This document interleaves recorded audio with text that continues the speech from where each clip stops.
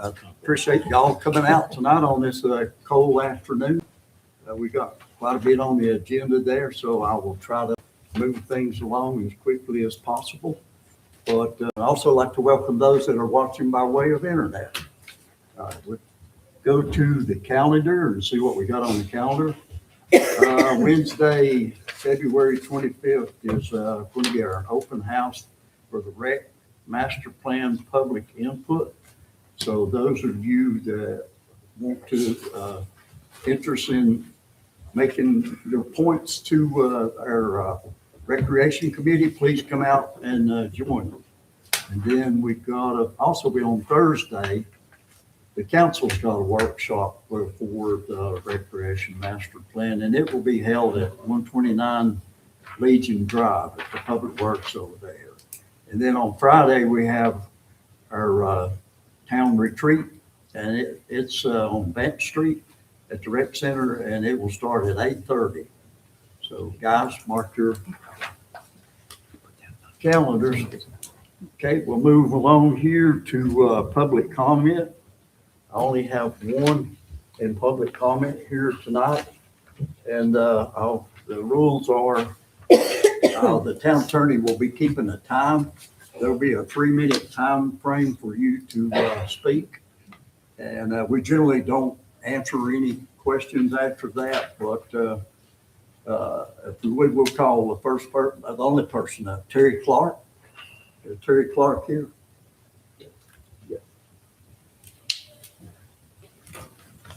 Good. How do you do? Good evening. My name is Terry Clark, and my wife Susan and I have lived in Waynesville for 5 years. We moved here because Waynesville is not Asheville, Austin, or Dallas, where we came from. It is not a high-density corridor or a developer-driven growth machine. It is a town with character, space, charm, and a distinct quality of life. We even started a business here last year because we intend to stay unless it changes for the worse. Tonight, you are considering a rezoning hall, which we'll talk about later, and comments for the annexing, I understand, were canceled. So my comments are going to be about development in general. Concerned about the accelerated growth beyond what the current zoning allows and allowing that potentially. Let me be clear, I'm not opposed to healthy growth.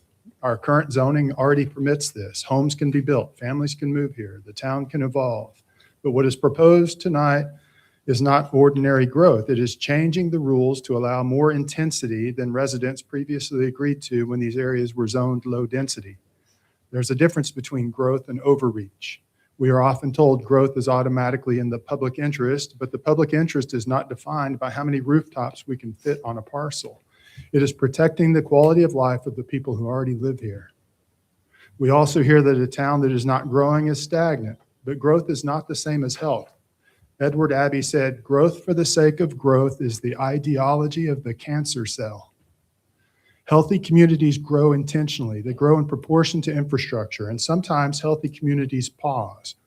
A pause is not stagnation. Restraint is not fear. Stewardship is not obstruction. You were elected to steward this town, not to alter it beyond recognition. And one final point. I've been at these meetings where the board cites the 2035 comprehensive plan as justification for approving zoning changes. That's not what it says. Chapter 2, pages 19 through 21, commits Waynesville to SMART growth principles. Context-sensitive development, conservation design, infill over sprawl, and reinforcing the town's unique character.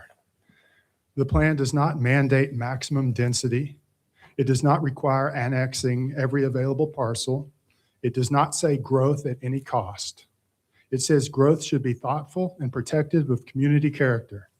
If we are going to cite the 2035 plan tonight, then let's honor what it actually says. My wife, who couldn't be here tonight, and I respectfully ask you to vote no on the Hilltop Red measure later, and also against the annexation when it does come up. Thank you. Thank you, sir. Okay, that's the rest of the folks are under These are for They're public going hearing. to speak for Yeah. the public hearing. So Mhm. we're going to save those folks that are Yeah. signed up, and you will be speaking at the public hearing, okay? All right, we'll move on to additions and deletions to the agenda. Mr. Mayor, I move that we delete item 7 from the agenda. Item 7. Okay. The cook-off permit. Yes. I'll second.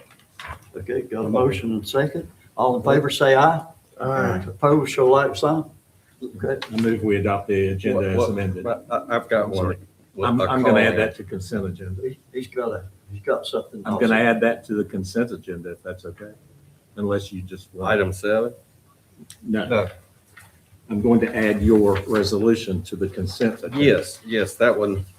I got a call, and let me make sure in the audience, I got a call to remove number 8, Pride on Main Special Event Permit. That's right. It's number 7 It's now. number 7 now. I We should have also known got y'all would have number changed 8. the numbers on me. Sorry about that.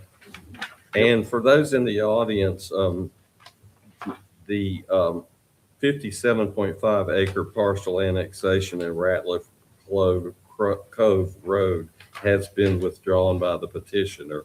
So if you're here for that, it won't be heard tonight.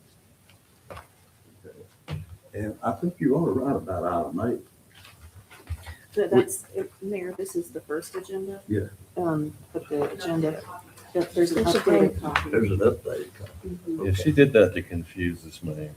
Okay. All right. You did that to confuse an old man like me, correct? All right. Watch it, kid. Now we're ready for Chuck. Okay, So did we vote on the agenda? we do now, consent. Yeah. Okay, we adopted the agenda as amended. Okay, and I'd like to move that we add 2 items to the consent agenda. One is the resolution that's in front of you. Okay. The second is what's the right word? To recommend to the county commissioners that they appoint Kathy Lalonde to the planning board. And just for your information, I interviewed her and she'll be an excellent candidate. She's an attorney with 30 years of zoning experience as an attorney. Could be great. So, recommending her appointment to the county commissioners, so. As an extraterritorial member. Okay. Yes, ETJ member. So that's the 2 items I am moving that we add to the consent agenda. Okay, that's your motion. Yes. Second? Second by Julian. All in favor, say aye. Aye. Opposed, show like sign. Okey-doke. Move right along to presentations, promotions and new hires for fire department. Chris Mahaffey. Mr. Mayor, Council, thank you for allowing us to have this time as usual to recognize our folks. Chief Parton's assembling the folks. As you know, with Chief Webb and Fire Marshal Calhoun's retirement, that's caused some shuffling, and luckily we were able to do that within the ranks. So our first promotion tonight will be our new fire marshal, who is Claudio Fuentes.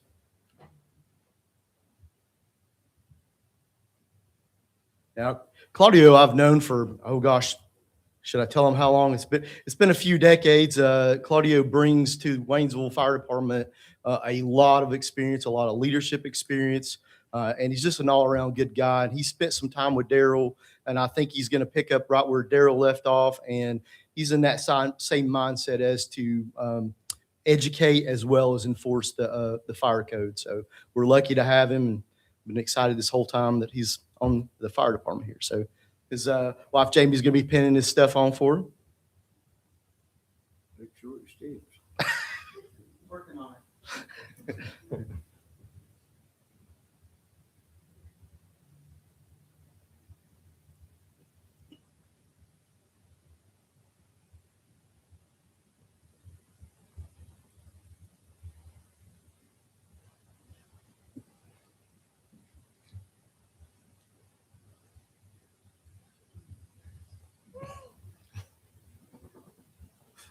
Cheers.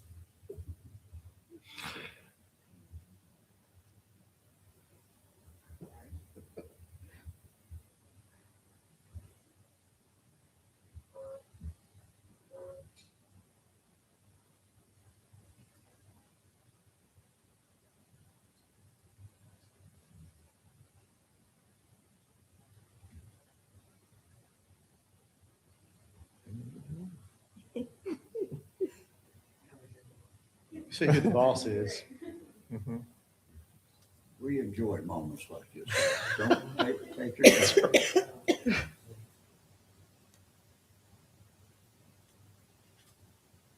This is what it's all about, folks. Promoting our folks.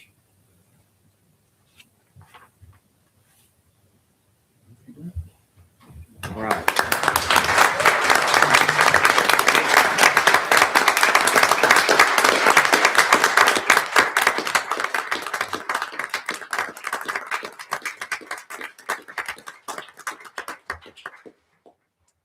Our next promotion is also from within, luckily. Come on up, Jonathan. Jonathan's been with us for 5 years. I know he looks like he's 14, but he really is of legal age, and I give him a hard time about that all the time. That's my go-to joke with him. But Jonathan, we're really lucky. He is what he lacks in age, he makes up for enthusiasm. Yeah, like I said, he's got a lot of experience between us and with EMS. He is also an instructor, teaches a lot. And again, he's a real go-getter, and we're lucky to have him, lucky to be able to promote him to lieutenant.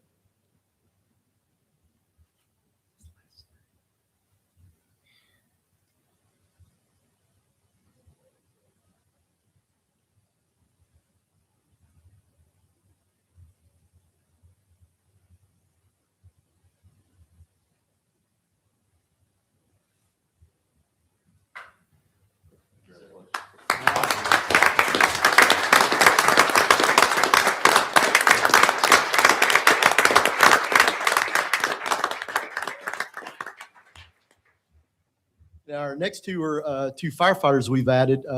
Tyler, come on up, Tyler. Tyler started out as a volunteer right off the street with us. He came in, got through all of his firefighter 1 and 2 and his EMT, and I think he's went through advanced EMT as well. So he's been at it for a while, and we were lucky. He was part-time, and now he's full-time. We're lucky to have him.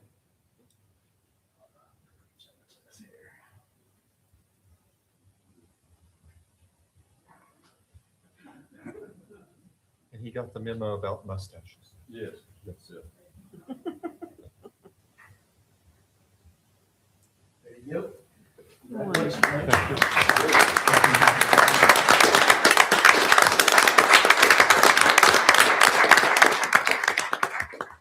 Last and certainly not least is Dustin. Come on up.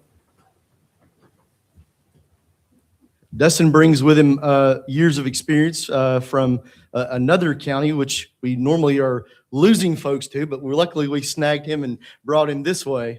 This is Dustin Rowe.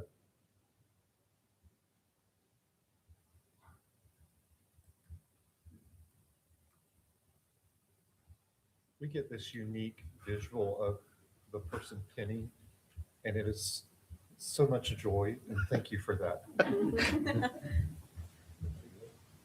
Congratulations. All right.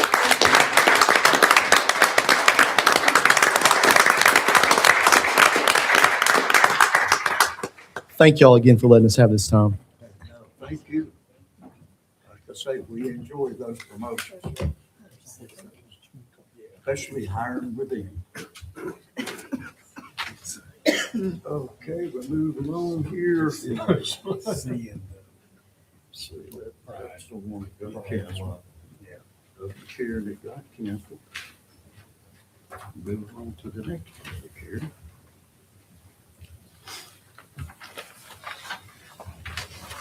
Okay, our next is a public hearing to consider a map amendment of rezoning 4.96 acre parcel at 38 Hall Top, Waynesville, pin 8616-133822.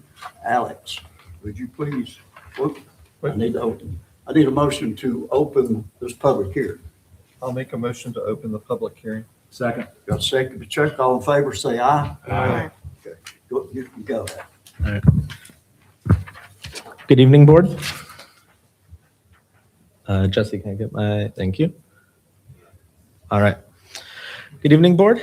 Tonight before you, we have a legislative hearing to consider a rezoning for the property at 38 Halltop Road from Hall Top Residential Low Density to Delwood Residential Medium Density.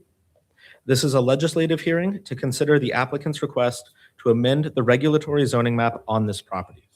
Section 15.14.2 of the Waynesville Land Development Standards, or LDS, states that the planning board shall conduct a public hearing and receive public input on the proposed amendment and shall make recommendations to the town council. During the public hearing on February 16th, the planning board voted unanimously to recommend the approval of the rezoning. The matter is now in front of the town council for the final decision. In making this decision, you shall determine if the request is consistent with the 2035 comprehensive plan and the future land use map and in the public interest.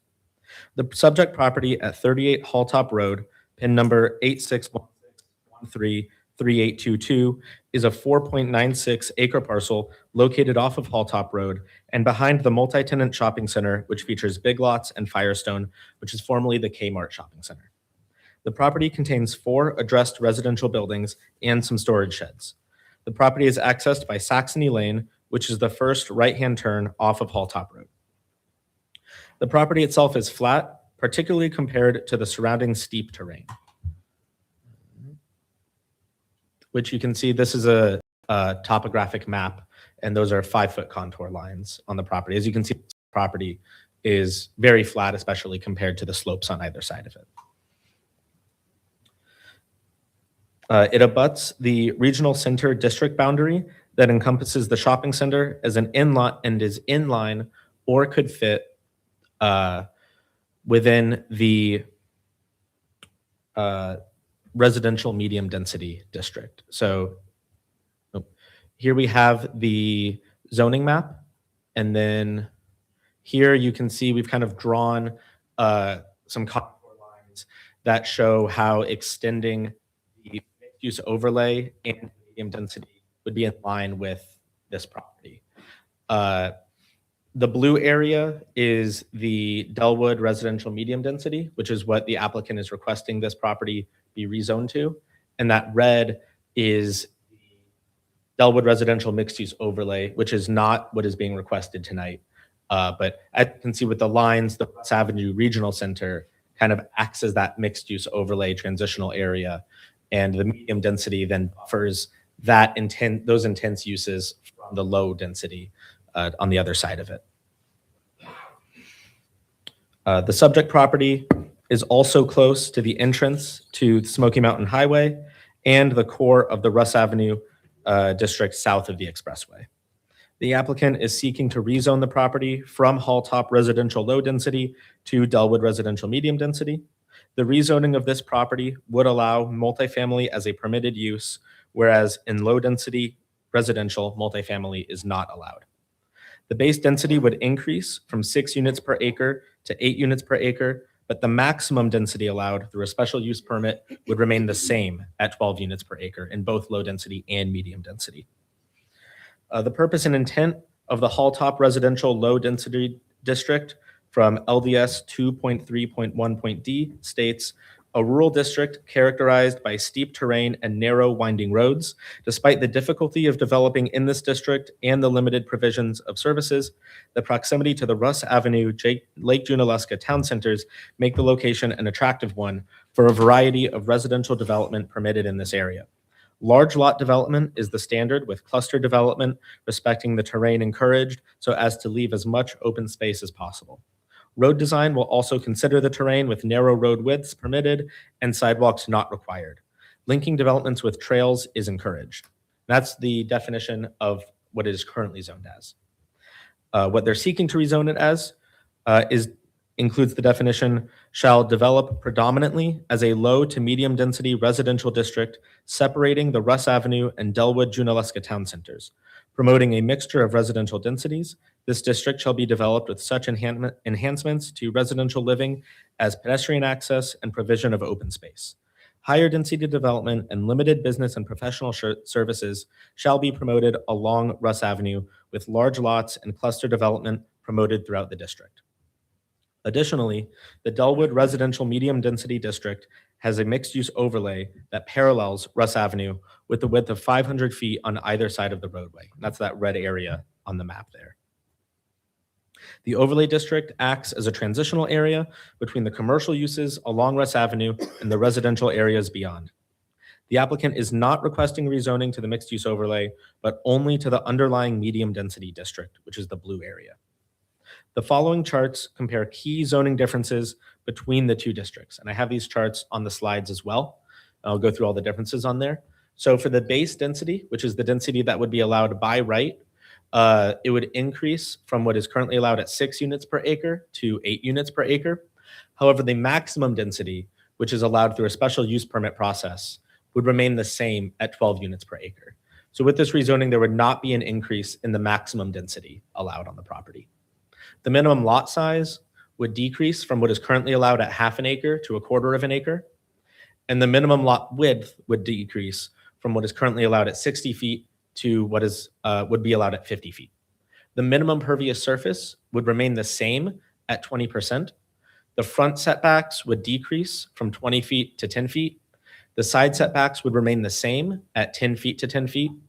The side street and secondary front setbacks would decrease from 20 feet to 5 feet. The between building setbacks would decrease from 10 feet to 6 feet, and the rear setback would decrease from 20 feet to 6 feet. The building height that is allowed by right is 3 stories, and that would be allowed regardless of the rezoning. And the maximum building height in feet would be 60 feet, and that is consistent between the low density district and the medium density district. There's also some changes in uses. The largest change in use would be the allowance of multifamily housing in the district. That is not currently allowed in the low density district and would be allowed in the medium density district. Child and adult daycare would now be allowed with additional standards. And 3 uses which are currently allowed there would no longer be allowed. Those would be golf course and country club, animal production support, and crop production services. It should be noted, like I said, that the density would remain the same. The difference with multifamily is more how the housing can be oriented. Townhomes are currently allowed in low density districts and would continue to be allowed in this district. However, the ordinance defines multifamily as housing that is stacked on top of each other.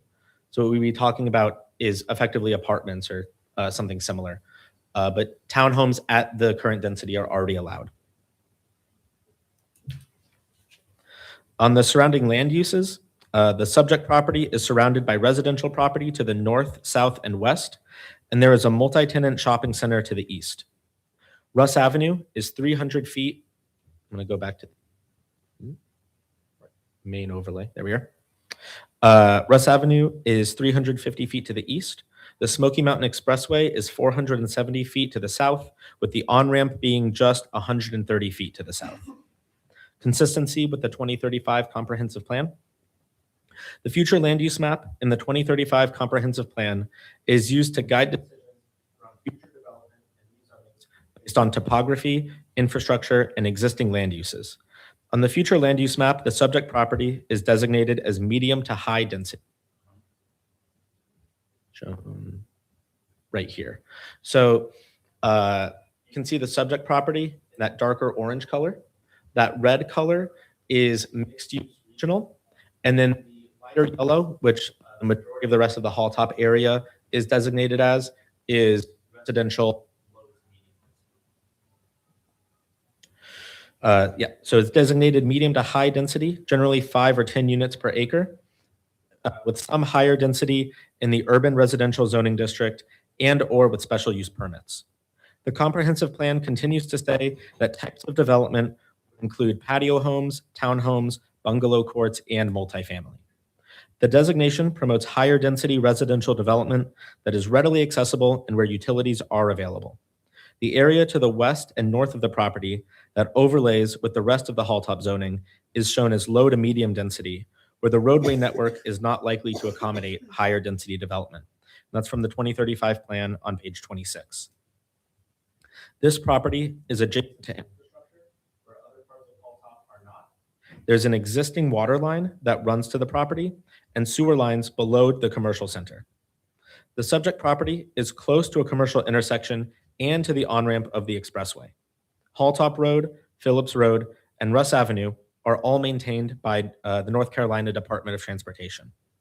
Any new development that meets the town's traffic impact analysis criteria, including where the town feels that an impacted street that is substandard will require an impact study and potentially could require improvements to the portion of public roads impacted by the development.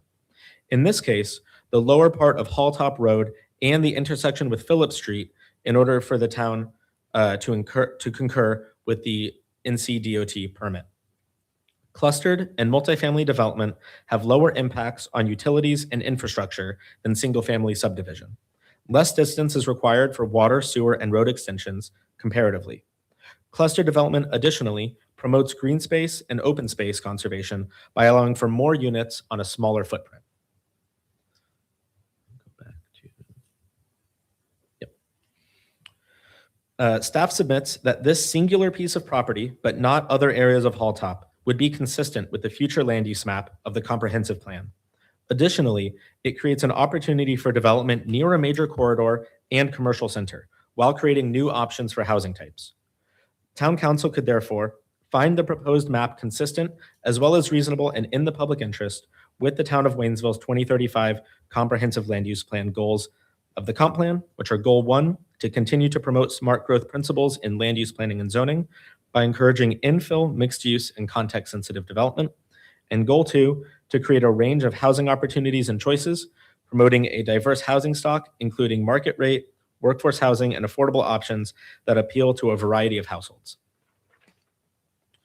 This property could appropriately be rezoned to Dellwood residential medium density, but not to the Dellwood residential medium density mixed use overlay.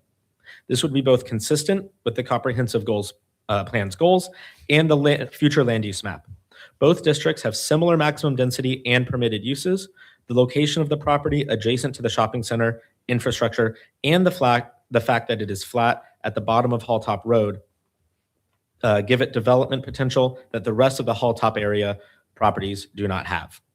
Its location makes it a transitional property that separates the regional center district from the rest of the Halltop low-density district, and the low-density district zoning designation could serve that purpose. The rezoning could create opportunities for cluster or multifamily housing and increase the land's value. The Haywood County assessed tax value of the property is currently $334,000 for just under 5 acres.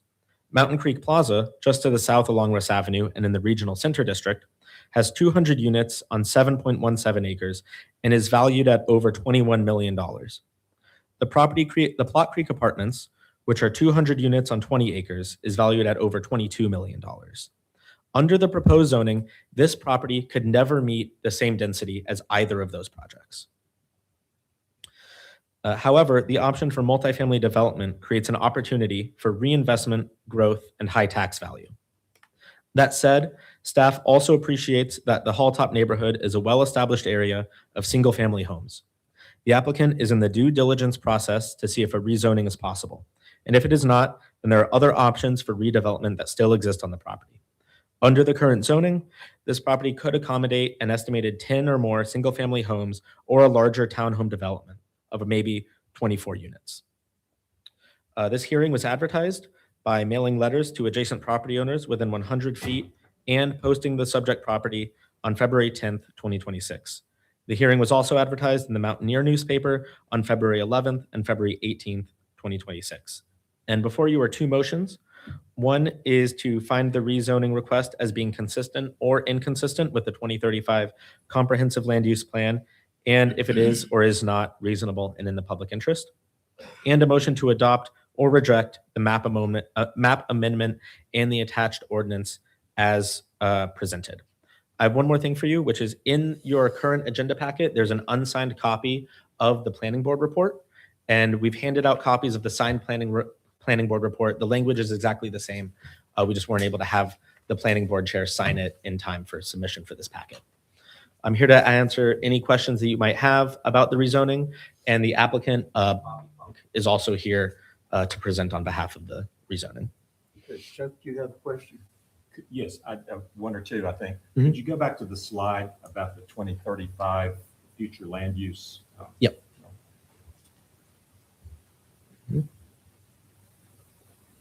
And these are just some images of the property, but yeah. There we go. So This is in the 2035 land use plan. That's right. It was adopted in 2020 Mhm. by this board.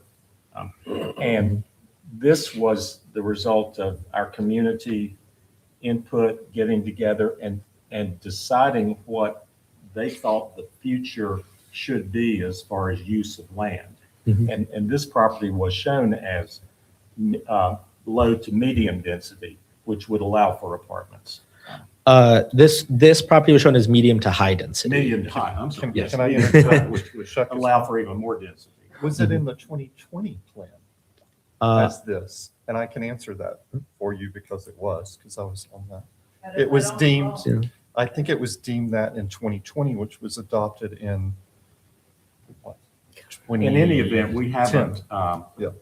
we have not rezoned Mhm. pursuant to our 2035 plan.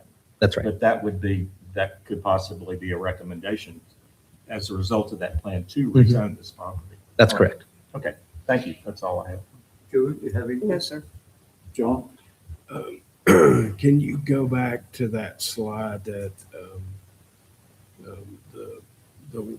that lays out the well, The chart or the, And remember that one because I'm. two back. There you this go. one? Okay.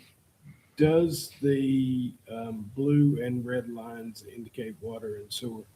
No. So what this is showing is if you see where the medium district zoning, which is the blue, and then the mixed use overlay, which is the red on the map, the mixed use overlay follows a 500-foot buffer around Russ Avenue. And so we're kind of drawing that through the regional center district and that same kind of angle showing how that the medium density, not mixed use overlay district could continue around using the regional center district as a buffer. Okay. Those. So my question becomes, and I believe you mentioned this in your Mhm. remarks, that the property is served by both water and sewer. It's in proximity to it. So there's sewer and water available. They would have to extend the line and widen the line for multifamily Okay. up to that site, but it's not far from it. Okay, and who would be responsible for that? For the cost of it, Yes. that would be on the developer Okay. to pay for that. All right. That's all I have. Can you go back to the chart? Uh, Exactly. This one? So we're not, this rezoning would not actually increase the density of units per acre.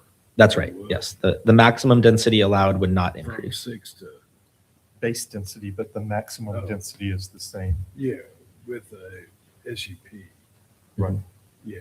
So right now, they could do 12 units per acre. Mhm. So going to 12 units per acre, that would make the maximum multifamily, I think, is 69 or somewhere around there. It would be 59 would be the 59. absolute maximum number of units they could.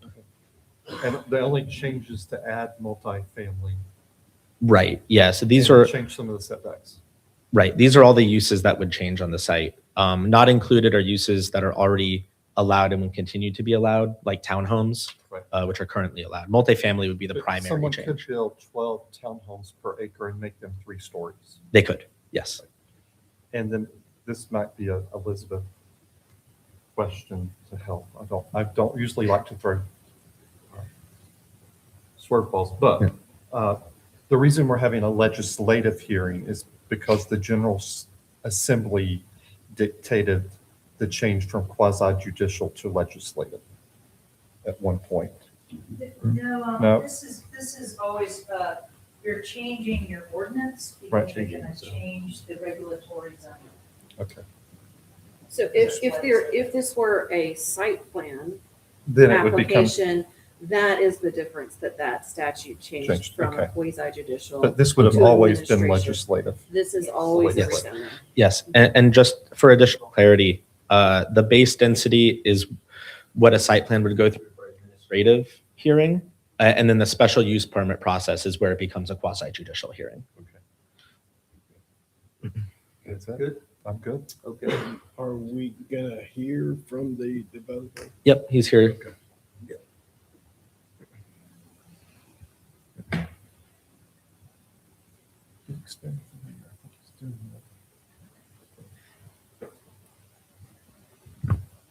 Everyone. My name is Bobby Funk. I'm the Development Director for Mills Construction. We are an affordable housing development company based out of Raleigh. We've been building housing in North Carolina long before I was born, but originally based in Shelby, North Carolina. Now we're based in Raleigh, North Carolina. I've been with the company since 2019.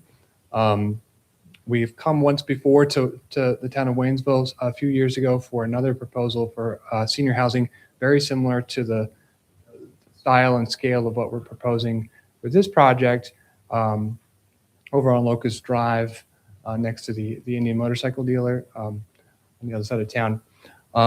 As we said, we're requesting a rezoning for Delwood Medium District district on this property. I'll try to not duplicate too much of what Alex said, but unfortunately, a lot of what I have to say is fairly duplicative, so I'll try to work through it quickly, but I'm here to answer any questions. So we believe that the land use and the layout of this land in particular would be in harmony with the proposed zoning designation. As I said, the Mills Company has been here since the late 60s in North Carolina. We have successfully developed over 55 properties over the past 30 some odd years with about 3,600 units produced over that period of time.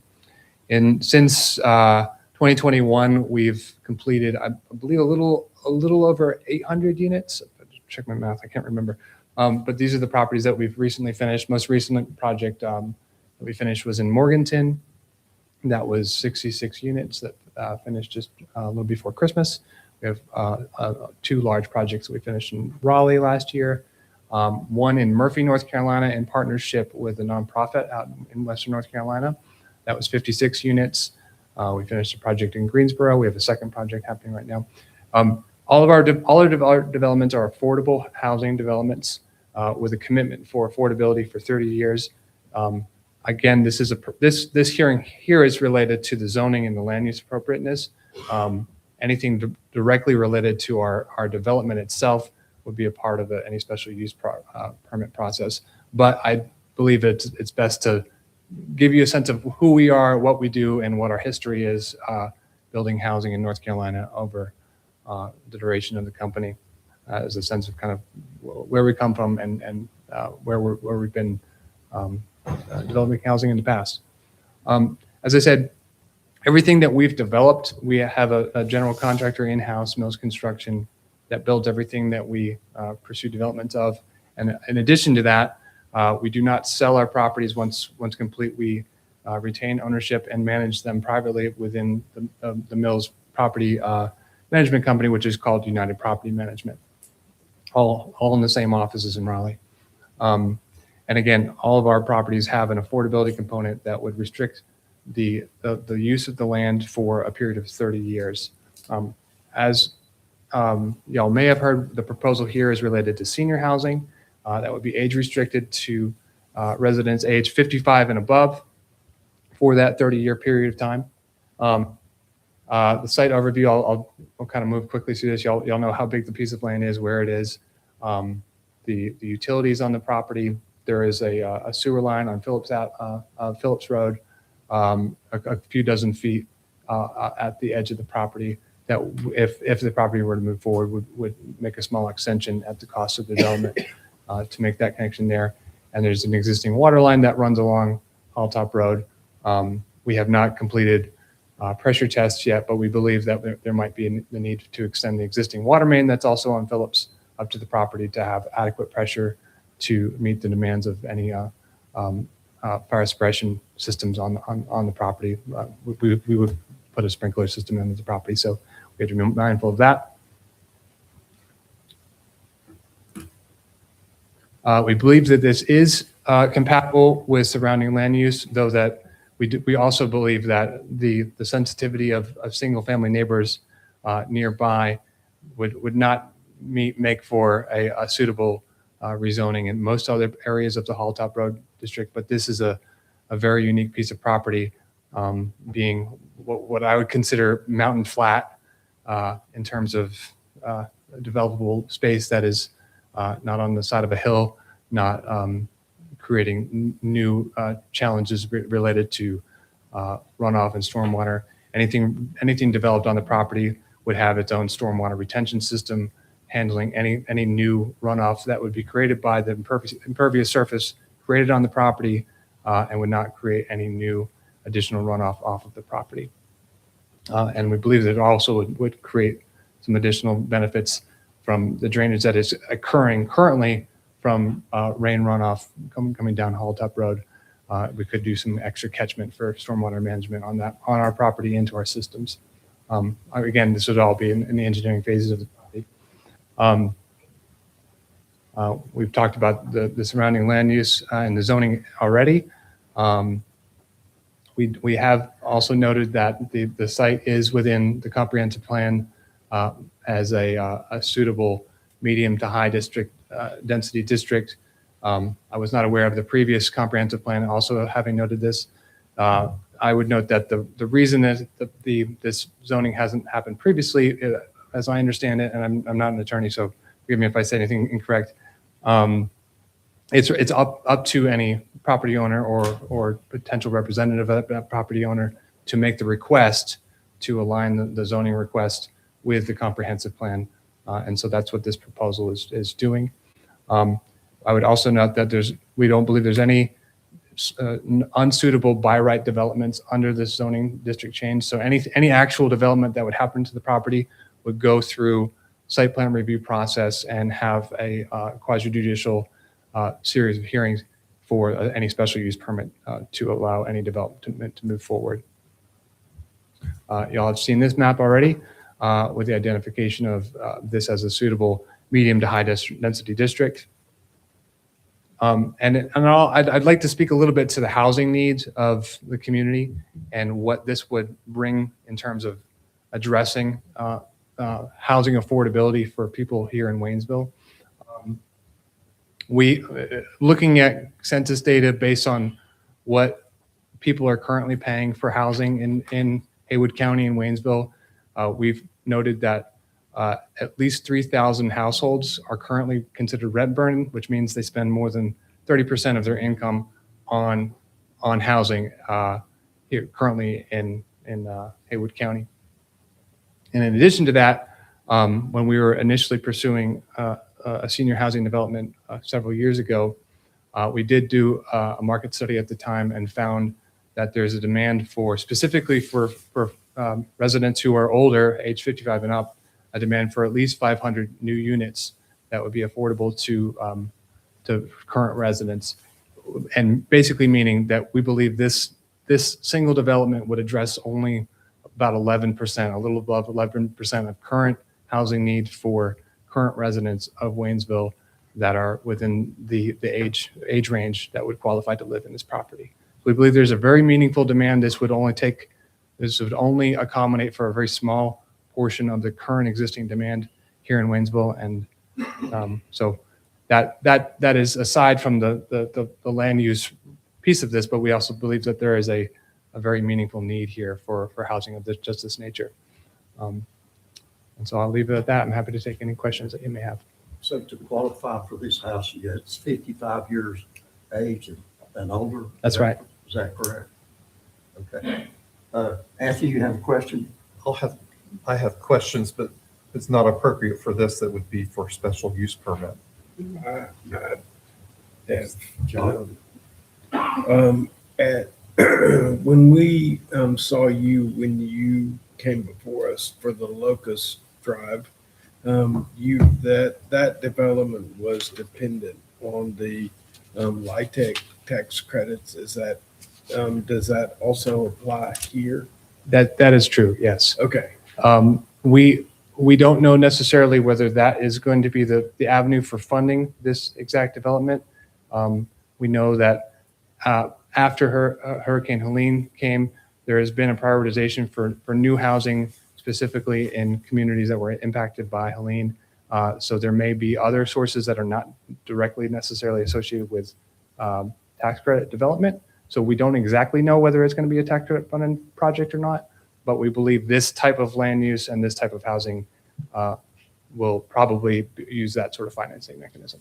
And so it's conceivable that even if you elect not to move forward with the LIHTC tax credits, that it could be funded in other similar funding sources. That's correct. Okay. And so it could move forward even if you were denied LIHTC. Is that accurate? Yes. Okay, great. Would you anticipate pursuit of a special use permit? Yes, that is our plan. Okay. Yes. Joe, you have anything? No, sir. Chuck? I was just going to comment, I was glad to hear you mention stormwater because we have a very strong stormwater ordinance.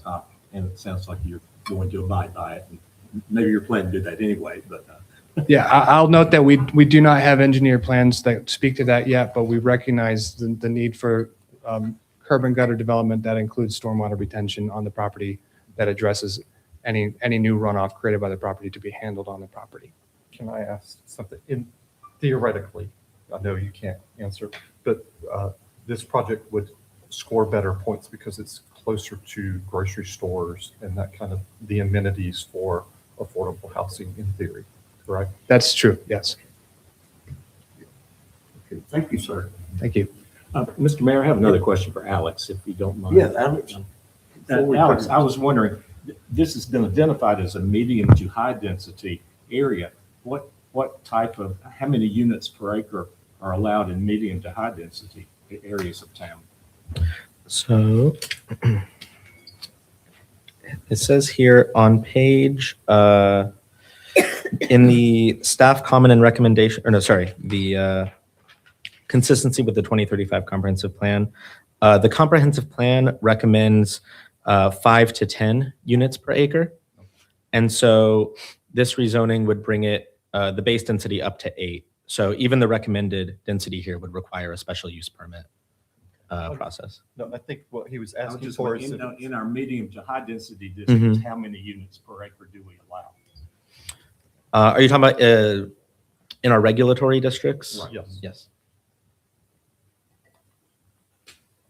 It's already high density, correct? No, it's No. low density right now. Yeah. We're going to low.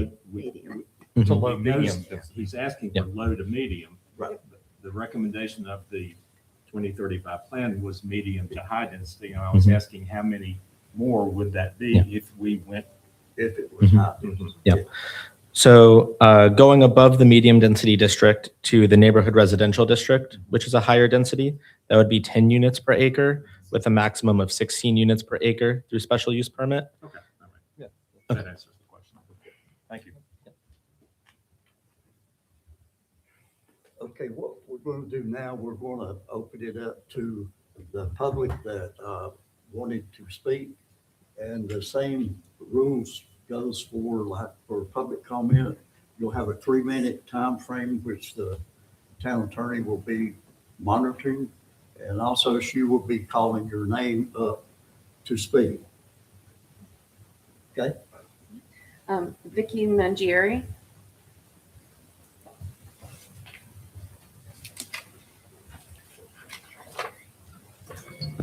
Thank you. I'm Vicki Mangieri. I live on Patchen Estate Road, which is a small rural community on up off of Halltop Road. My father built the home 50 years ago when Halltop was still a gravel road, and I moved there in 2015.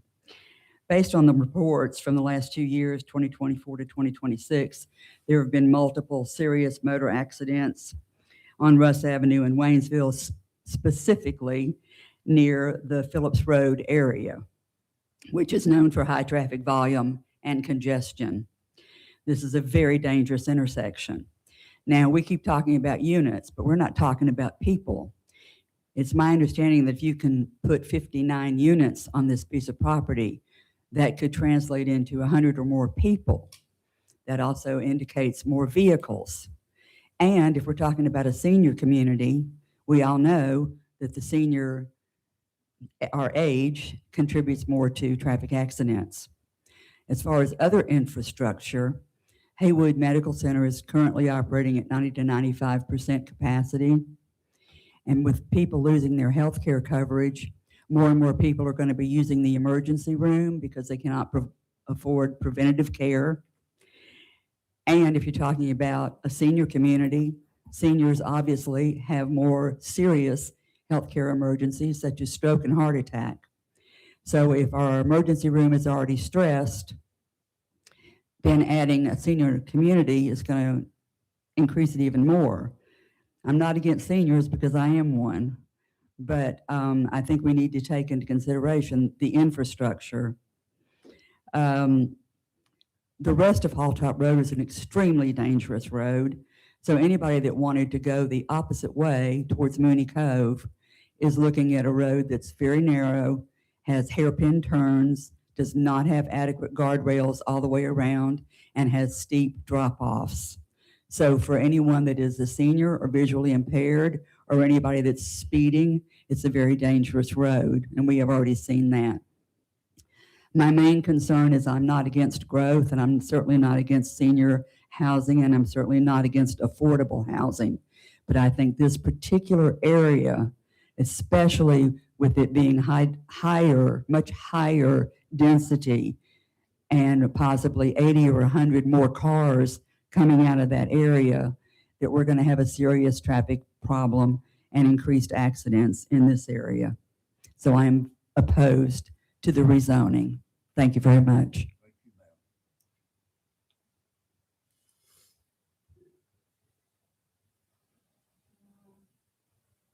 I'm having trouble reading the last name, but it's Nancy Crawford.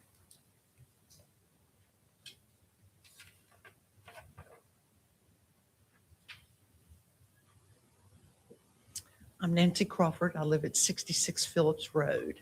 My issue is that whole plateau, when the interstate was built, they cut out 28 acres of my mother's property, which was granted, and all that granted was put over into that valley. That was a valley. So then it was filled up from the interstate being built. So far, we have had, and it's full of springs, and my property has been flooded with 6 inches of mud, and I'm really concerned about the runoff. Forget the traffic. I've had my flower bed removed at least 4 times. My hedge, I've lost a third of my hedge from traffic, and it's a straight road before you get to Halltop. So I can only fathom the number of people that he is recommending living there, and that traffic. Traffic backs up now from people coming out of Little Caesars and Blimpies and all there on Phillips Road to my driveway. I have to sit in my driveway sometimes and wait for the red light to change, which is a 4-minute light, to get out onto Phillips Road to get to Russ Avenue. Plus the interstate's going to make that a 4-lane coming out Russ Avenue with all that expansion. So traffic is going to be really intense there. But again, my concern is the number of people that are living there, my loss of privacy, the water runoff, and the springs that are in that property. That's going to be a force to be dealt with, because I have already had to put in a culvert. I've had to put in a sump pump for my basement flooding. Then I had to put in a generator to keep the sump pump running if the power went out. So I've had quite a bit of money invested in this property and the problems that have arisen. So I'm against building these huge, huge, buildings. I think moderate is fine, and everybody from Asheville is moving over here because they can't afford to rent in Asheville. So that's why there's a problem with housing, because people will drive 30 miles to work at Mission. I worked there 50 years. I know the drive and the people that work there. So anyway, that is my issue. Thank you, ma'am. Thank you. Becky Phillips.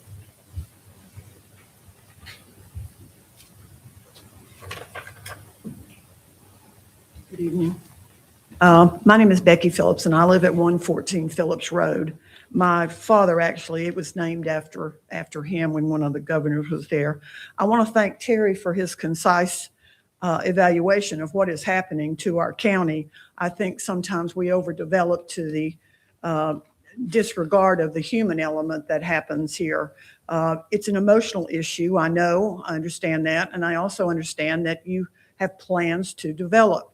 But I think this has to be done with consideration, not only of the facts, but of the human element. I'm here because of the disruption that can be caused by this. We have to have, it's going to be a major disruptions to us. And I understand logistically and lawfully that there can be so many units that are put on this property. But the bottom line is 60 units. That's just not 60 units. That's a possibility of 120 people with their partners. And then if they have children, which the children are moving back home at an alarming rate, that ups it. And I don't know if you've ever been down there, but if you're coming from Waynesville under that bypass, there are cars at any point in time there that have to turn left to go up onto the interstate. They are backed up 10 and 15. That means that whole second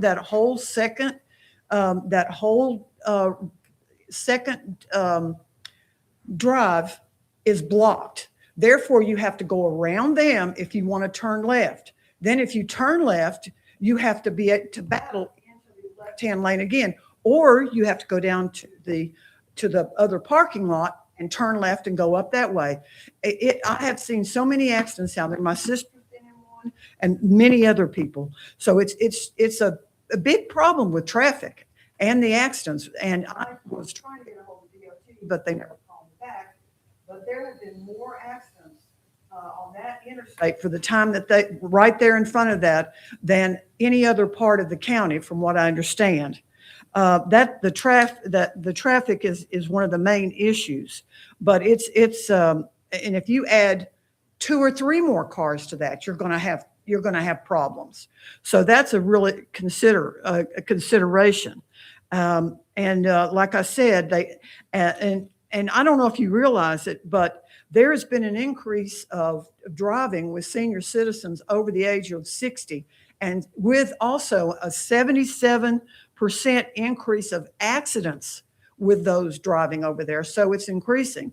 And I don't know about Raleigh, and I don't know about these other cities, but we take care of our own. And a lot of them live with us or live in our homes. So this thing about needing the housing, that's a statistic which I'm not sure that it's relevant to here. I'd also like to address my house. My basement has been flooded. Every time it rains, my basement floods. So I want just a second. And so there, like I said, there are springs everywhere up there. And so there's a lot of problems. I don't have a lot of confidence in this group either, because in my studying about them, they have actually been sued by the United States government for fair housing in 2021. And I don't know what how that came out, but I just have a lot of issues this. So in retro, I will put my vote where it counts if I have to. So I appreciate your time. Thank you, Mayor. Terry Clark.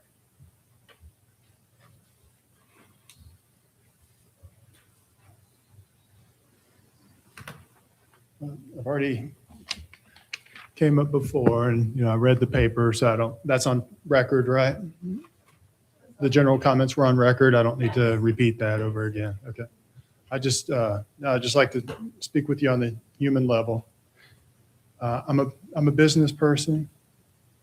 I'm on the board at the Smoky Mountain Event Center. I know what it's like to be in your chair where you're trying to weigh economic interests with the public interest and trying to strike that balance. And I respect the difficulty in those decisions sometimes.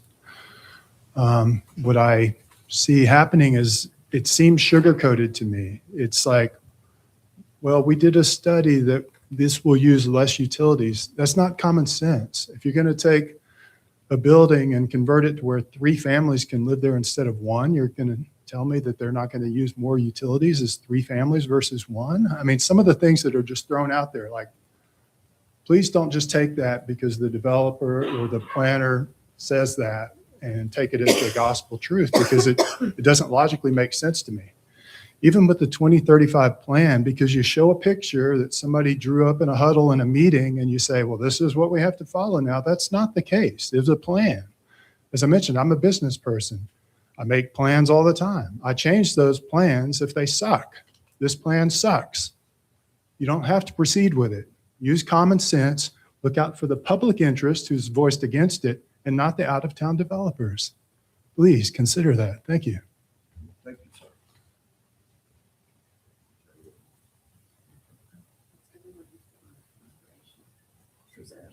Okay. Are there anyone else who would like to speak? We will also allow anyone else that would like to speak in favor or against this change in the ordinance here. Anyone else? Okay, thank you. Then I will turn it back to close. Does the board have any more questions for the developer or for Alex, our land use administrator? Anyone? Okay. Okay, then I need a motion then to close. I'll make a motion to close public hearing. Second. You got a second? All in favor, say aye. Aye. Opposed, shall like sign. Okay, what would be the wishes of the board here? Can I make some comments? Sir. I'd like to make some comments. Okay. So I would like the folks who spoke to know that we hear you. Your input certainly matters to us. I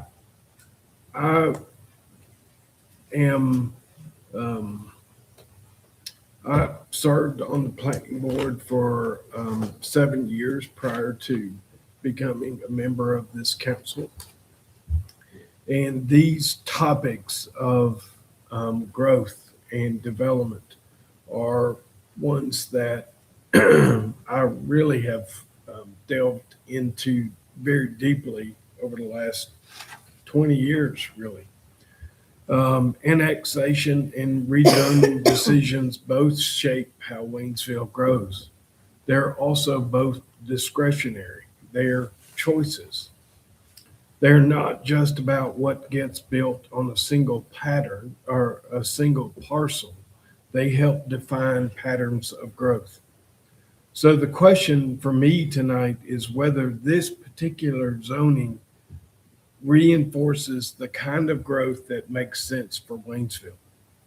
This property is not typical Hall Top, and I've spent a lot of time on Hall Top when I was a kid. I had a friend who lived in Mooney Cove, and I remember Hall Top Road when it was gravel very well, and it is dangerous. And not as dangerous as it was back then, but it is dangerous. This property is not typical Hall Top. It sits immediately adjacent to a regional commercial center. It's close to Russ Avenue and the expressway. Water and sewer infrastructure are already nearby. And unlike much of the surrounding area, it is relatively flat and suitable for development. Our future land use map designates this area as medium to high density. That's important. We adopted that plan intentionally to guide decisions just like this. To me, this is an example of growth occurring where infrastructure already exists and where higher intensity uses are already present. That is fundamentally different from extending development into steep or undeveloped or infrastructure constrained areas. But I do want to be clear about something. Supporting this rezoning does not mean every parcel in Hall Top should be moved to medium density. It does not mean the entire district shifts upward over time.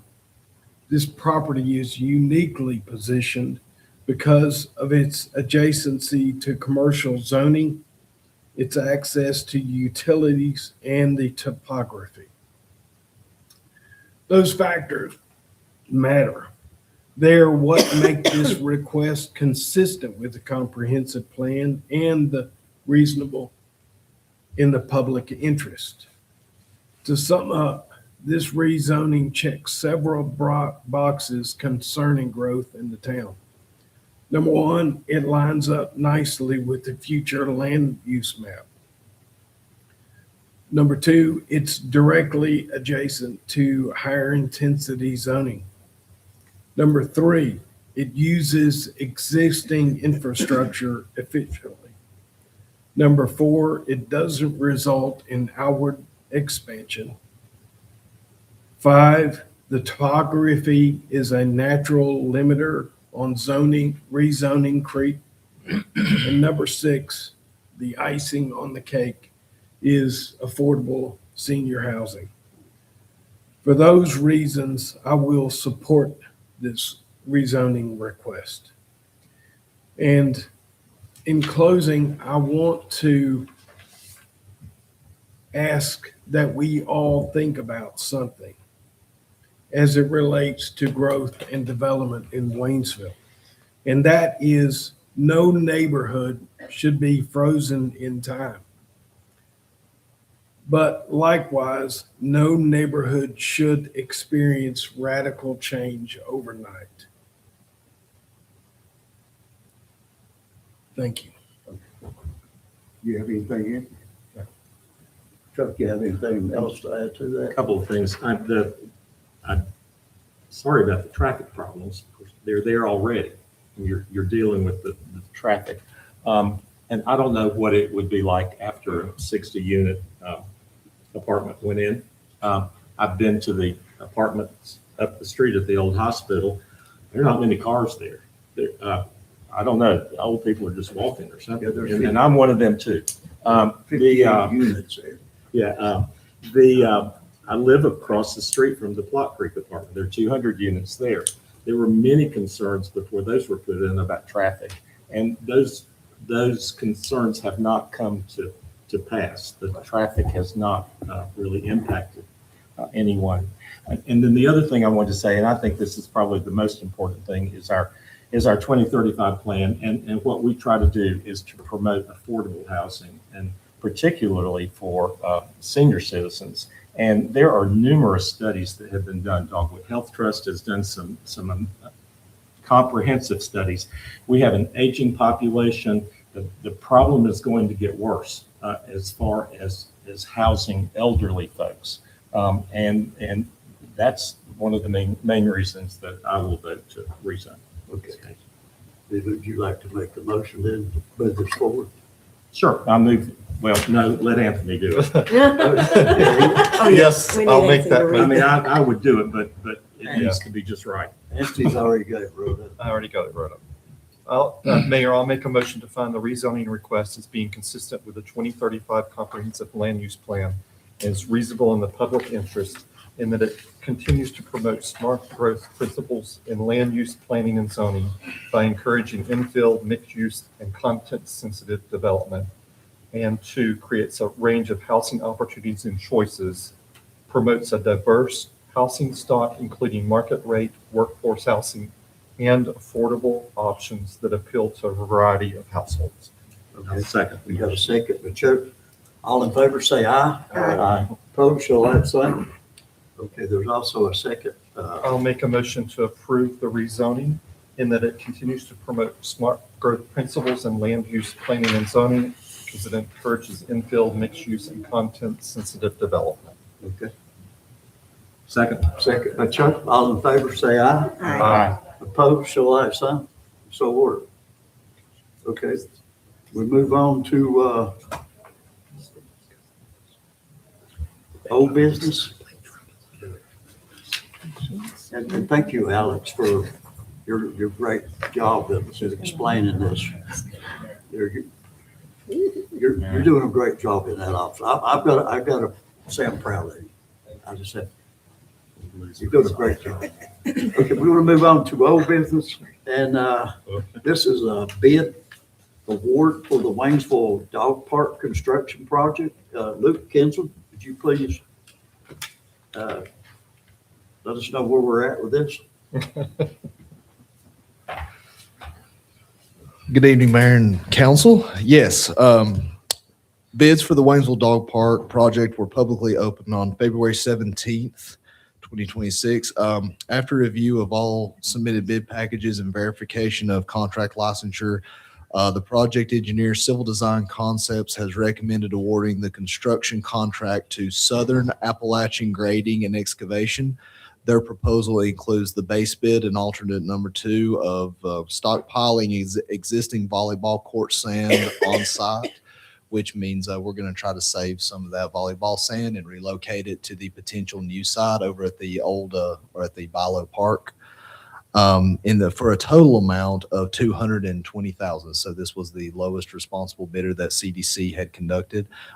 This bid includes site grading, mulching, drainage improvements, parking area construction, and ADA accessibility requirements. It does not include fencing, which will be completed under a separate contract for all 3 rebuild projects under the 2 ball fields and the dog park. Nor does it include lighting or landscaping for shade trees, which will be addressed in a future phase.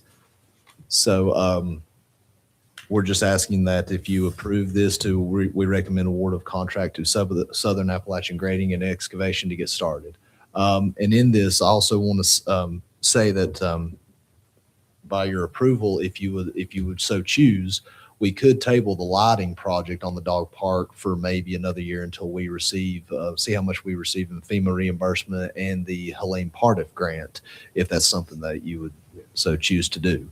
But we have a base bid to do the grading, mulching, and base work. And then the fencing bids will be coming in tomorrow for the dog park project and the 2 ball fields that we could do under one contract with a fencing contractor. This Appalachian Grading, they're already doing some work on Howell Mill Road, another project out there, aren't they? That's the same. Yes, sir. And Highly recommend. yes, Dalton King with Civil Design Concepts, who's doing our construction administration, he spoke very highly of them, and Ben Blair of this company. And yeah, they're already mobilized nearby, so they did put in a bid on it. Yeah, so they could get on it pretty quick. Yes, they can. Yes, That would be a question about timing there. Yeah. And the other thing you said, you was going to rotate the volleyball court back to where the old dog park was at, or is that correct? not exactly where the old dog park was, but down to where the Bilo Park is, where close to the Mountain Creek Apartments, that park area where we just built the new pavilion down there from the hurricane damage. So we have that project completed.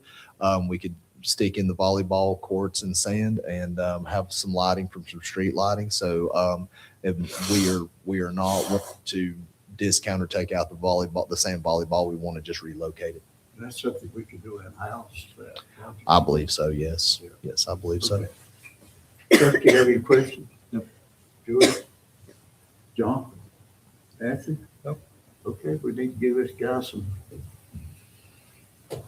I move we award the construction contract for the Waynesville Dog Park project to Southern Appalachian Grading and Excavation Incorporated in the amount of $220,000.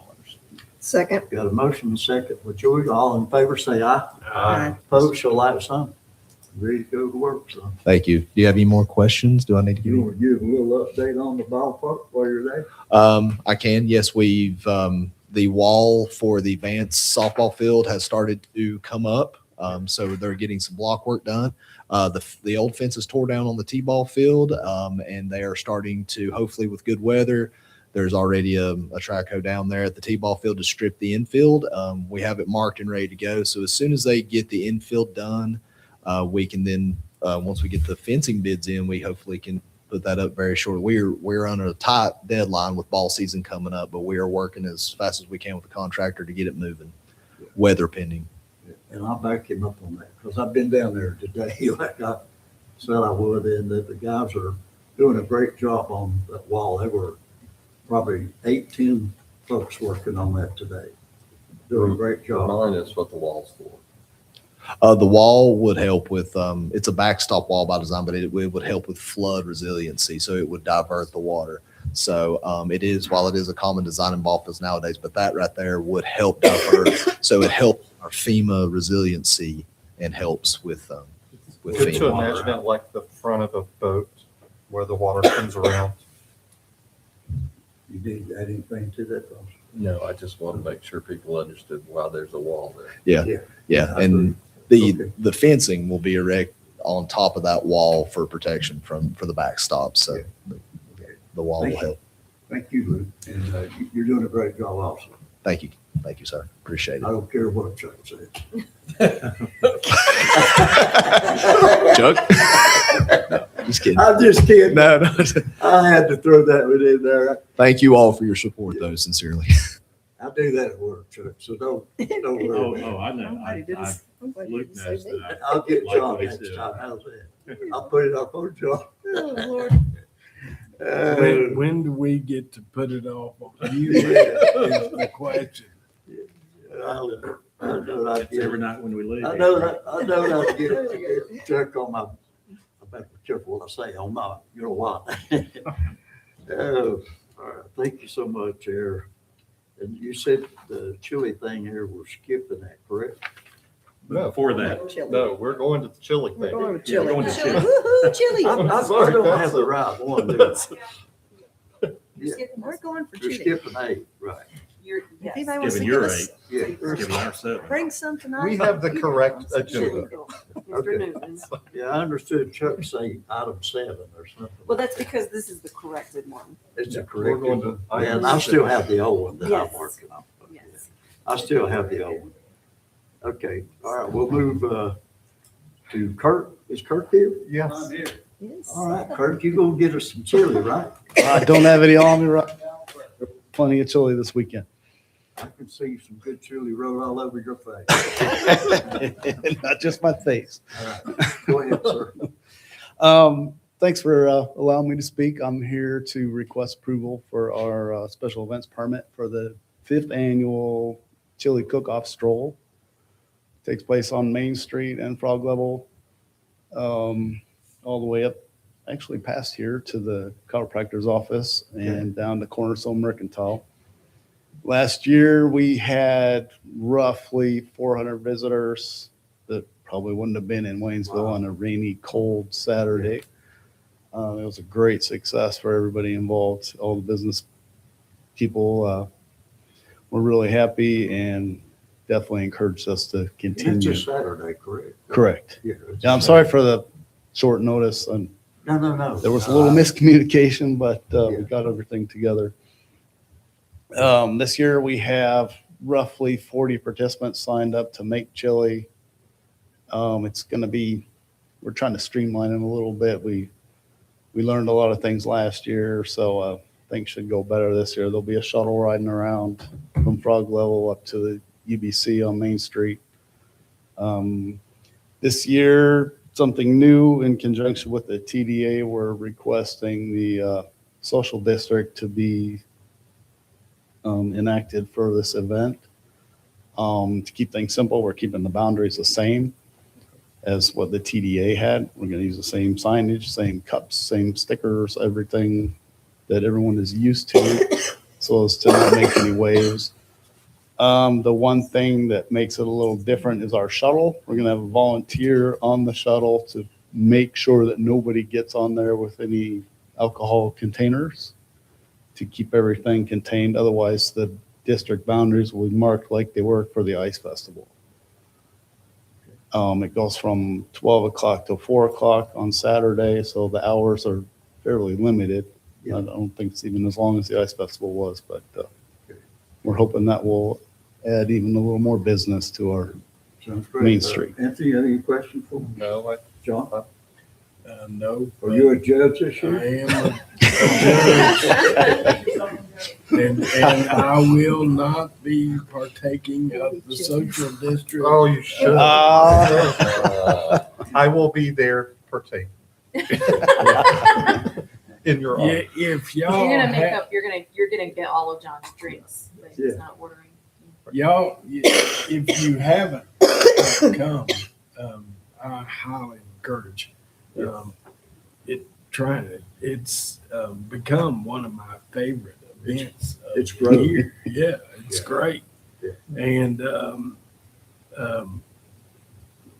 last year and the year before, it would rain to beat the band, and still it was packed. So it does bring a lot of people downtown. I'm looking forward to using our Placer AI subscription to see exactly how many people, but I bet it's going to be a bunch. So Yeah. I will actually make a comment.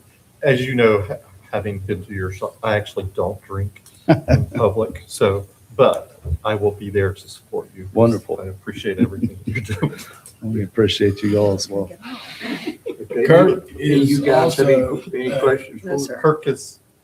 Kirk is also a very fine member of Downtown Waynesville Oh, Commission. okay. And Thank you. we're Being a lucky volunteer to on our have him. board. Yeah, he's doing great work. He's chair of our design subcommittee and worked real hard and is and hopefully some of the fruits of his labor, we're going to have lights up and down Church Street in the near future. So That sounds great. Kirk does a great job, and we're lucky to have him. Mr. Mayor, I do have a couple of things to say. I've talked with Kirk at some length about this, and he has the volunteers needed to put on a social district. I mean, you got to put out signs, you got to talk to all the store owners, got to put signs and doors. There's lots of legwork to do for a social district. I did want to ask you about any information you have on how the Ice Fest went, because that was our first social district.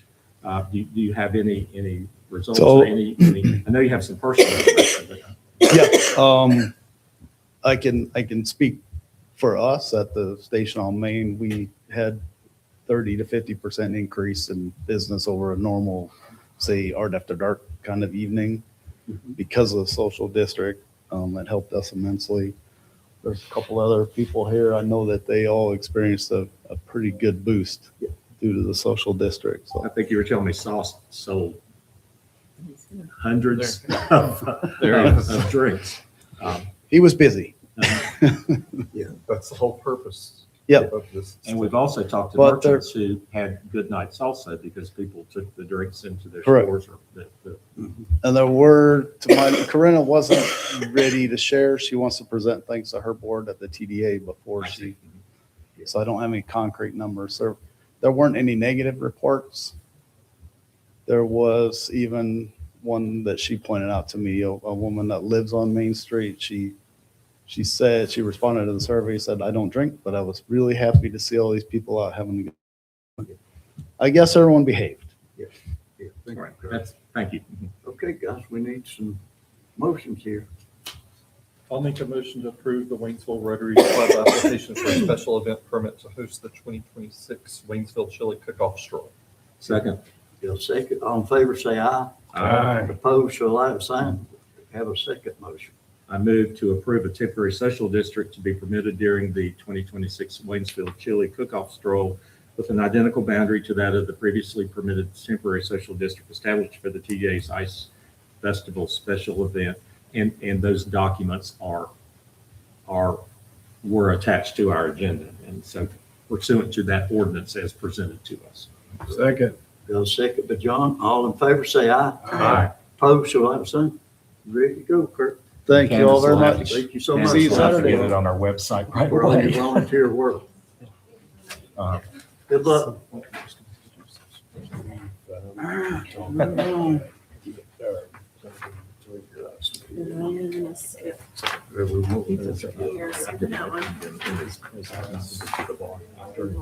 We're going to number 9. Okay, we're moving on to number 9, approved submission of North Carolina Forest Service Urban and Community Forest Program and match up And I can speak to, I can speak to that. Kay Kirkman is the chair of our urban forestry subcommittee on the Environmental Sustainability Board. And this is to approve the submission of a grant. The match would, 25% match would be up to 13,000. The grant itself is 52,000, up to 52,000. It may be a little less. She was getting some bids in. This would be a grant that would allow for partial tree inventory in Waynesville. It would allow for expert help to help us become a Tree City USA member or whatever, and to work on the organization of our tree maintenance schedules and to, so it's to help do what we've already voted to do. So I'll go ahead and make it, unless anybody has any questions. Anybody have any questions? We'll go ahead and make the motion to allow the ESB and the town to apply for a grant and pledge up to 13,000 from the general fund as a match for the grant. I'll second. All right, there's a second by Anthony. All in favor, say aye. Aye. Opposed, so like sign. And I think Kay has already sent out for some bids. Not that I don't know if we have to or not, but she's already sent it out for bids and hopes to have those in pretty soon. So. And she's doing a good job too. She's another good volunteer that we have. Okay. All right. Okay, we'll move to number 9, Recreation Center HVAC replacement and indoor air improvements, weight room and aerobics. Luke, I promise not to get you in trouble this time. I'm back. So yes, we've had a HVAC unit number 8 that has been out for a little while at the rec center. We've tried to get it serviced and priced and try to do repairs, but ultimately it is at the end of its lifespan. It was manufactured in 1999, and this unit 8 this is the hallway where the aerobics room and the weight room racquetball courts are, and you can tell a difference. So we are requesting the replacement of Unit 8 air handler. And then while looking at that unit and doing an evaluation of the weight room and aerobics room, since the recreation center was built and the HVAC was zoned and designed with these units, we had Gentry Heating and Cooling come out and look at the system, because the weight room during the summer, if it's a really hot day and the air conditioner kicks on and tries to cool pretty quickly or maintain temperature, there's a humidity issue rather than fixing the humidity. And at one point, when we've taken pictures over the years of the mirrors being wet, like it's rained in there, and then the barbells and the weight equipment will feel sticky with condensation, so there's getting some rust on there. And this has been a problem for years, but going back to previous contracted heating and cooling companies, we were never presented with real mechanical solutions. We put dehumidifiers in the room to try to alleviate it, but ultimately we were told, quote, just leave the door open. So given that, just leave the weight room door open and try to balance the air that way. So that doesn't really work. And the aerobics room still has some a little bit of that issue as well, but not bad. So Gentry Heating and Cooling came out and looked at that whole system and said this unit for the weight room is sized way too big. It's oversized, but it's already there. So they identified that it doesn't have enough return air ductwork to breathe. So it needs to put in 2 returns, and they can do some inline dehumidifiers. And they can fix all of the issues. So we separated the proposal for the replacement of Unit 8 at 20,000, and then the improvements for the weight room and aerobics room and those adjustments at about 10,000. So it was about 29,000 for that proposal. And I'm just looking at the price. $29,344. Yes. So that's what we're asking for tonight, just to have an appropriation for those repairs. Anyone have any questions for Luke? Nobody likes sweaty Okay. equipment, All right, we need a motion. or equipment that sweats by I'll itself. make a motion to appropriate funding in the amount of $29,344 for the replacement of HVAC Unit 8 and the installation of dehumidification and airflow improvements in the weight and aerobics rooms at the recreation center. Okay. Got a motion second, Julie. All in favor, say aye. Aye. Opposed, show like sign. Okay, my friend. Thank you so much. Okay, Hutch. You come up and help you. You need to come up, my friend, with you. Your assistant over there. You don't have to, unless you want to. You good? Thanks for having me this evening. You guys probably have the same thing I'm looking at, but I'm Hutch Reese, Deputy Director of Operations for Public Works. Really, I'm just here asking for the allowance of us to spend some money in solid waste collection software. So as part of our continuous improvement initiative within Public Works, the Solid Waste Division is requesting authorization to purchase and to implement solid waste routing software. Over the last 5 to 6 months, the operations team, mostly me, I've dealt with 4 different software companies, trying to find somebody that would not only have a software that was capable of what we're wanting, but also is affordable enough to where it wasn't going to, we're going to get the best bang for the buck. So we identified Trash Flow. It's a software company. They have more than 35 years in the industry. If we are allowed to do this, we'll be able to modernize our operation. I talked to the guys this morning down in Public Works, and really we're operating honestly the same way we have for decades. It's all based on just driver memory. There's no real rhyme or reason as to how we go about. I mean, they have it internally, but there's no way we're really tracking anything other than, if we have a missed collection, somebody calls in and they're usually upset about it.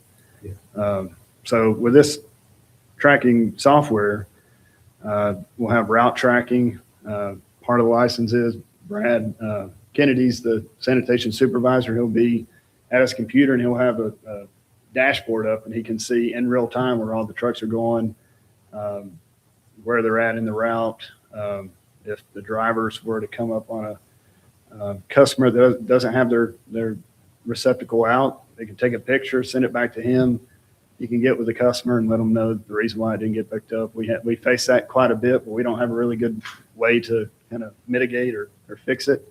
So we're doing double work a lot of times, having to go back out in the field and collect those cans, which we're happy to do. If it's on us, we're going to take care of the customer. But with this software, it's going to bring us up into the modern times. We're using technology to help us, help not only the customers, but also the men and women down collecting the trash and recycling. It's not only going to help the missed collections. You guys I'm sure you guys get calls as well from time to time. It's going to balance our internal workloads. We have our heaviest days Thursday. It's the Mountain Route, Eagles Nest, and everything. So we have quite a bit of issues on that day trying to get it all collected in a timely manner. Sometimes, usually once a week at least, we end up having to work a little bit over past 4 o'clock just to make sure we're collecting everything we need to collect. So balanced workloads, it's going to help control fuel and overtime costs so we can get the routing in there to where we're making it make sense as opposed to kind of doing it the same way we've done it forever. And then ultimately, it's just an investment that increases service reliability, accountability, and transparency while positioning the town for sustainable growth. As we talked tonight, and you guys talked probably ad nauseum, we have, growth's coming. So this is just going to posture us from a solid waste standpoint to where we can take on that additional growth, and we're being proactive and being efficient with our collection.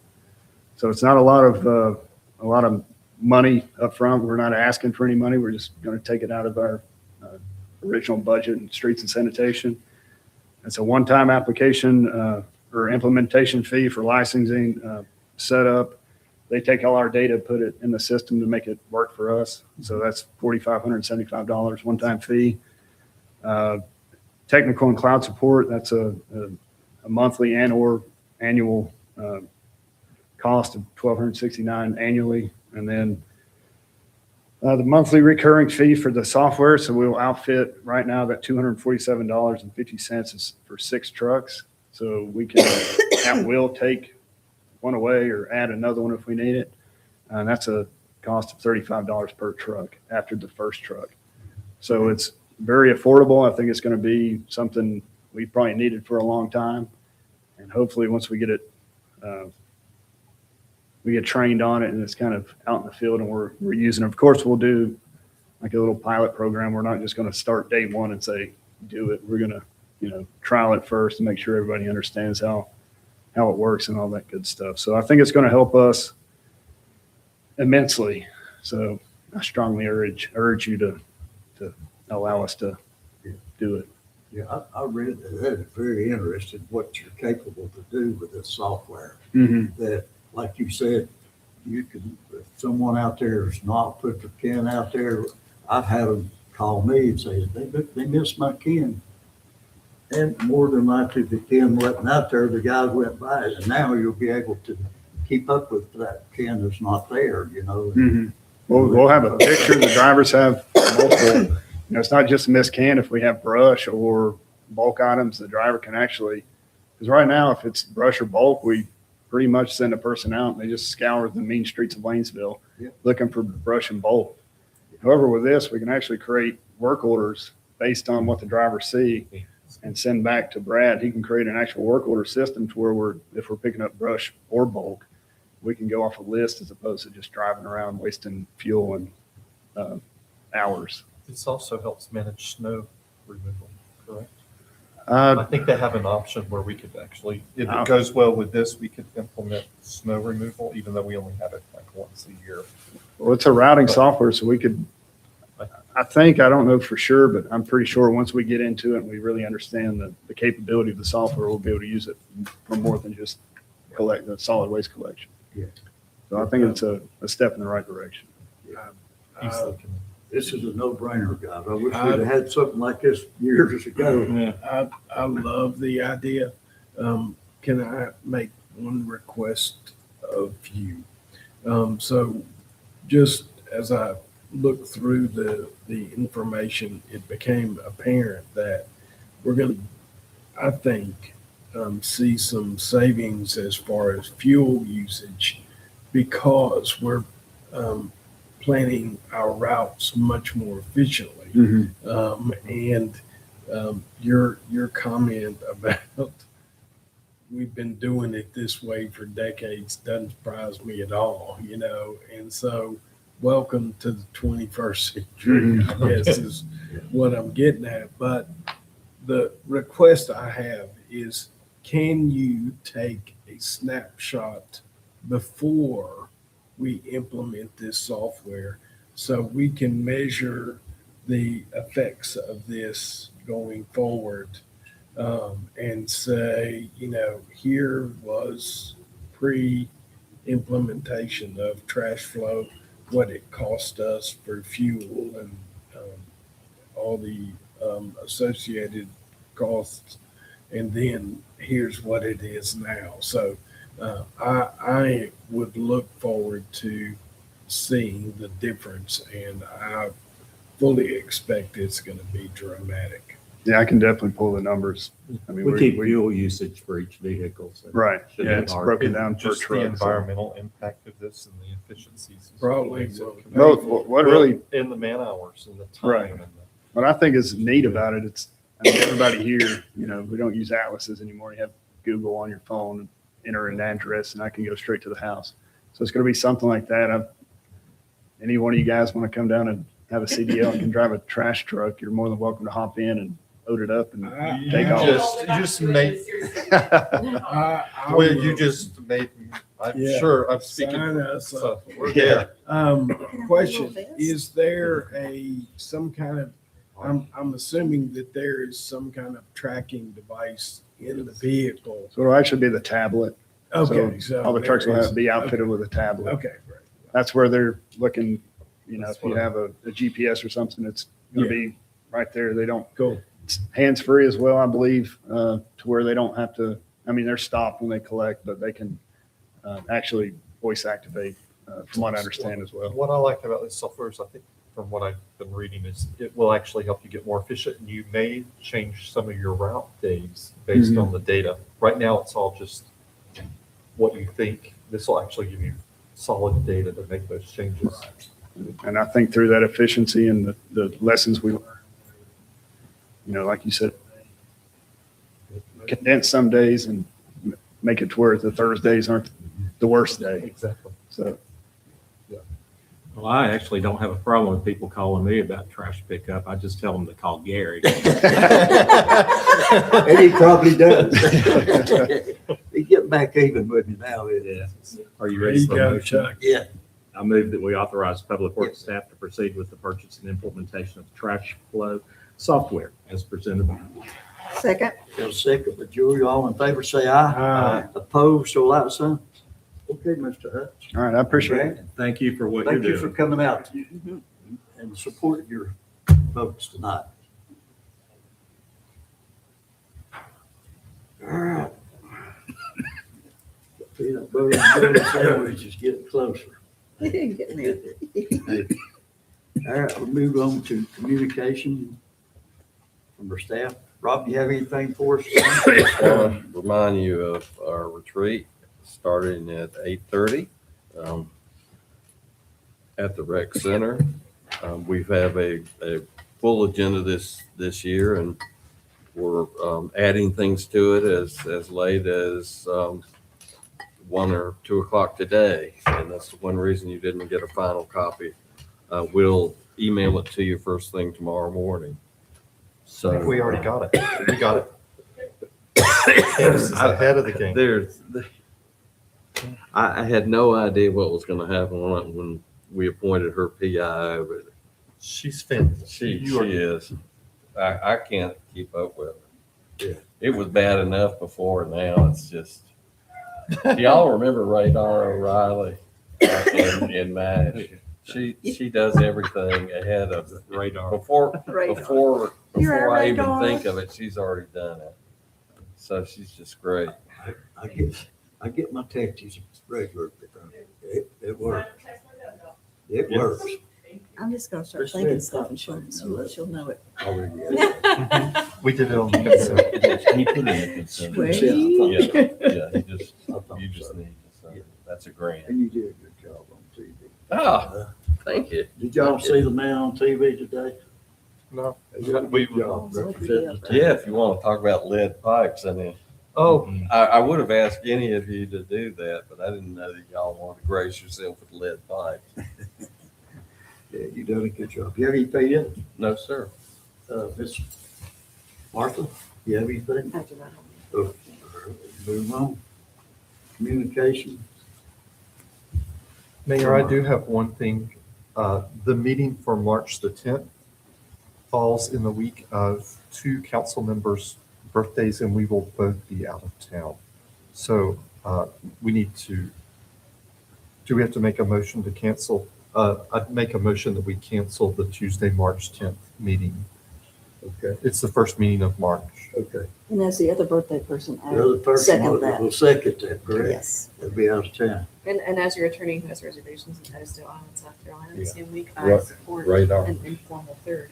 Yeah. We need to make sure that Olga and Elizabeth know that for that public. They wouldn't have enough time to legally advertise. but they Okay. would be very sensitive. Okay, just want to make sure. Thank you. Okay. All in favor, say aye. Aye. Opposed? Okay. And our one birthdays thing- are actually the same exact day. So Wow. just, Anthony, you have anything else? I do not, sir. John? Thank you. No, sir. Julia? No, sir. Chuck? One thing, I was prepared tonight with the annexation hearing to make a motion. Annexation is totally discretionary, and we're still are receiving many complaints about Sunnyside Road. Yeah, the road. And so my motion is I move that we direct Development Services to meet with the applicant, Queen Development, and DOT to come up with a plan to address the problems on Sunnyside Road. I'll That's your second motion. that. Okay. That's your motion, right? Yes. Okay. Anthony seconded it. Anthony seconded it. Yeah, Chuck and I talked about this. That's the most problem over there is that road on Sunnyside over there. He was correct. It is very hard to pass 2 cars at the same time. And they're putting another entrance on Sunnyside. And I've also, there's a statute, and write this down, Candace, if you would, please. 136-18, paren 27. It allows for private agreements. I believe that DOT can form an agreement with the developer to fix that road. I mean, the developer can pay to fix it. And I think that last time, we changed our ordinance about traffic counts. We did several things, but at this point in time, that's again, a major concern I have. And I think we ought to have them look into it and see if they can come up with a plan, because I was not prepared to vote for any annexation until that's addressed. I agree. Yeah, I was on the board with him also on that. I agree. All in favor, say aye. Aye. Opposed? Okay, so that passes. Joe, you have anything? Nope. I don't have anything. I need a motion to adjourn. I'll make a motion to adjourn, Mayor. All in favor, say aye. Aye. Julia, second. Yes. I know you were looking, I did want to. I know you were looking for that.